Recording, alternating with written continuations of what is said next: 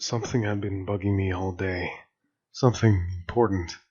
Something that I should remember, but I couldn't. The more I tried to remember it, the more it eluded me. Typically, if traffic allows, I would be at the station by 7, topping up my thermo before anyone in my squad even pulled into the lot. Dorothy would be the only one there, punching out from her overnight rotation as soon as I sat down at my desk.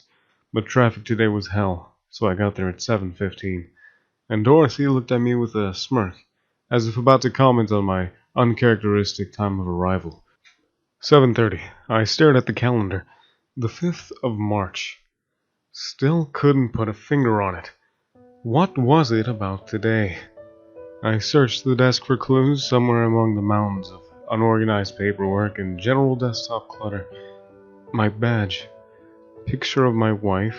Statements. Court briefs. Click. I was supposed to be at the courthouse. How on earth did I forget? I checked the time. Shit. 7:45. I was going to be late, but better late than never. I rushed out of the building and into my cruiser. It's a 20-minute drive. I made it 10. 10:15. Coffee was cold. I took a gulp anyway. Lucky guy was off the hook. Entrapment. What a fucking joke. His buddies aren't gonna be as lucky, I assured myself. I walked to my cruiser and noticed cars on the road decelerating as they passed by. They always do, except for that one guy in the black Camaro. He was going at least 15 over. Someone else will get him. I reached into my jacket for a piece of Nicorette. Nothing there. Click. I left them on the kitchen counter. Again. It's the second time this week. Raleigh smokes, I'll get one off him. 2 o'clock. Raleigh was still on patrol. I was tempted to radio him in just to pass me a butt. The craving made me agitated as hell. At 2:45 I was summoned to the captain's office about a death threat. A death threat made out to me. Apparently not taking a bribe from the cartel was a death penalty. I declined his offer for time off, but agreed to stop overworking myself. 4:30. The station seemed quieter than usual today. Something seemed off. A weird vibe in the air. What's with John? Every time I caught him looking my way, he would shift away his glance. Was there something on my face? I ran a hand over my face to check. Click. I forgot to shave today. Fuck it. I was done in 30 minutes anyway. Couldn't wait for that hot shower. 5:20. Traffic was hell again.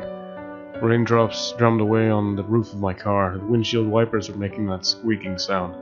An idiot just cut me off. Around 6:05, I pulled into my driveway. My wife's car wasn't there. She's usually home by this time. I stayed in the cruiser for another minute and looked over my shoulders to the left and the right, unsure of exactly what I was looking for. Just instincts at work, I guess. I stepped out of the car and walked onto the curb. I saw a black car parked on the side of the road, about a half a block down. I couldn't tell the make and model. The pouring rain made it so hard to see. If I had to guess, it looked like a Camaro. Like the one I saw speeding away at the courthouse this morning. My muscles tensed. I lowered myself into a half crouch and tiptoed back towards the cruiser in the driveway. I ducked behind it and peeked over at the entrance of my house. The blinds moved. Someone had been watching me from the inside. I was sure of it. I drew my gun. I went around the side to the back of my house, stayed low as I treaded the shadow. I should call for backup, I thought.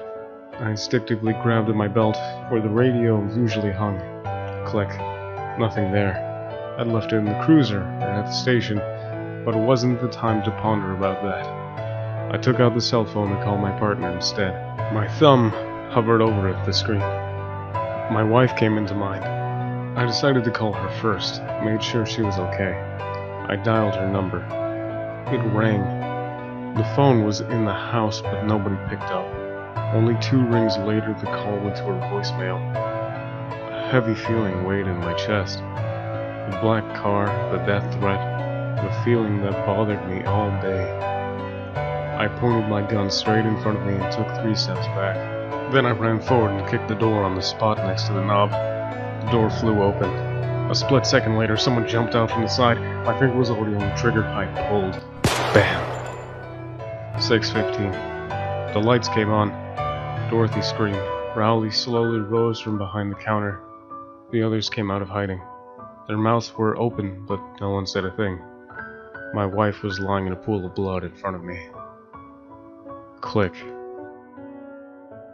It was my birthday.